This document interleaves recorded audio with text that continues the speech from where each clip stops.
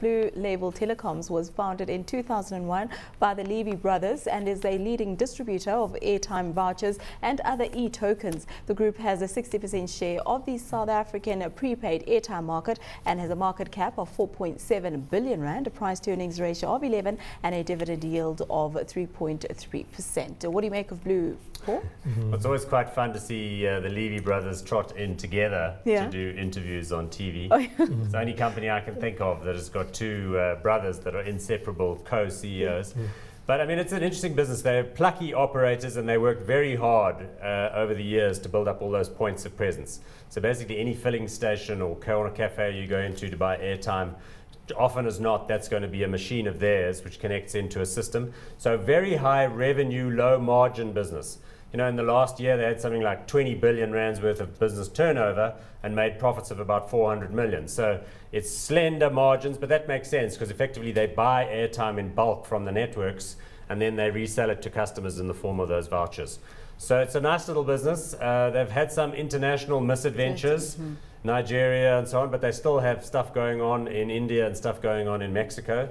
And I think, you know, one to watch. Viv, what do you make of the international operations? Yeah, look, I mean, it's still, as Paul mentions, you know, just early days in there, so you don't know how that's going to turn out in the end. I mean, those markets, I mean, Mexico, for instance, the richest man in the world is there. Why? Because he has a telecoms company that basically has a monopoly on the sector and on that country, and he's able to extract very high rates. So there's probably a lot of profit to be made there if they can make headway.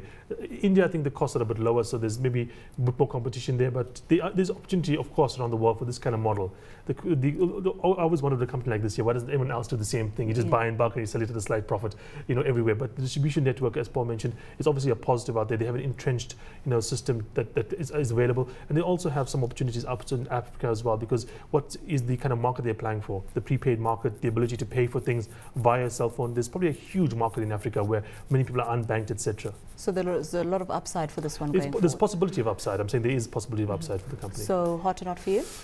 I'm still not willing to go hot on this thing. I just think that there's a great deal of potential, but until we see the actual, you know, signs of the potential bearing fruit, I'm not going to go hot on it as yet. Paul, hot or not? Look, it hasn't done that well since it listed at around 675. It shot up to 8, but then it got caught, you know, like everybody did in the very negative markets of 09, 10. It's now started to perk up finally. It's sitting at around 7 rand currently. So it paid a dividend. There is risk in the business because of its big and very central relationship, particularly with Vodacom. So if anyone were to ever go into Vodacom and decide they didn't like them anymore, it would be a massive risk to this business. But as far as it goes anyway, Vodacom of course wants people to buy its airtime, so it's got to be where people are. But I think there are competitive moat type risks there.